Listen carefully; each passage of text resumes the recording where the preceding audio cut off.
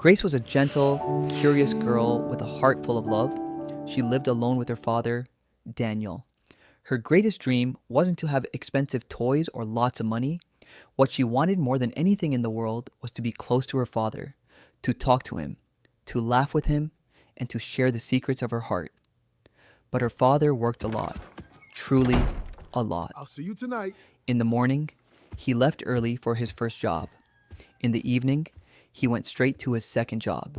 He would return home late, tired and silent, his face heavy with the worries of life.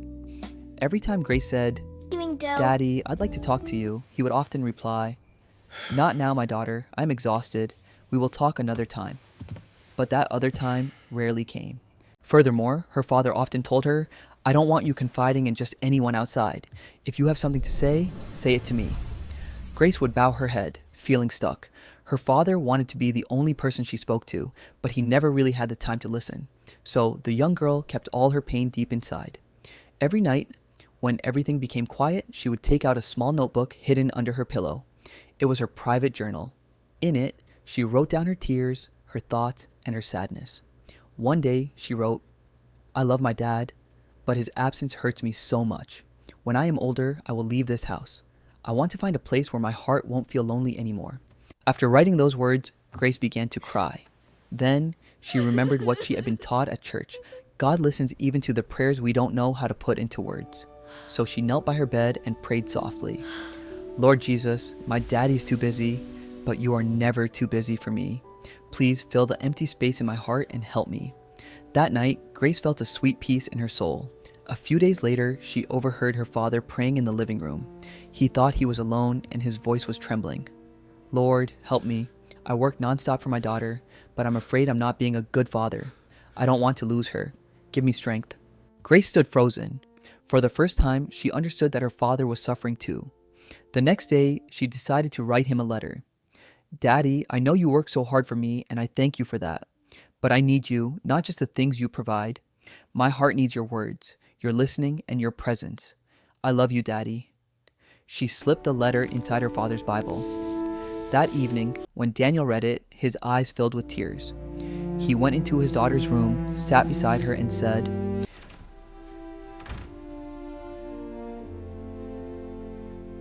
I'm sorry, I shouldn't have come in. "Forgive me, Grace. I thought being a good father was only about working and protecting you, but I forgot that your heart also needed love and time." Grace threw herself into his arms. From that day on, things didn't become perfect overnight, but her father chose to change. Every night, even for just a few minutes, he took the time Thank to you for talk with this his day. daughter, to pray with her. And for the little one who brings so much light into our lives. I felt God's love today, Daddy. Grace understood a great truth. When men are tired, God never is. He can heal sad hearts and bring peace where there was once emptiness. Her little journal no longer spoke only of pain, but of hope. You're doing great, my little scholar. One day, while rereading her pages, Grace smiled and wrote, "I wanted to run away, but God changed our home by starting with our hearts. A child doesn't just need food, clothes, and a roof. They also need to be heard, cherished, and spent time with. Even when others aren't available, God is always there. Jesus is the faithful friend who listens to our sorrows, comforts our tears, and can restore love within a family." 1 Peter 5:7 says, "Casting all your care upon him, for he cares for you." Thank you for watching, sharing, and subscribing to see more Christian stories.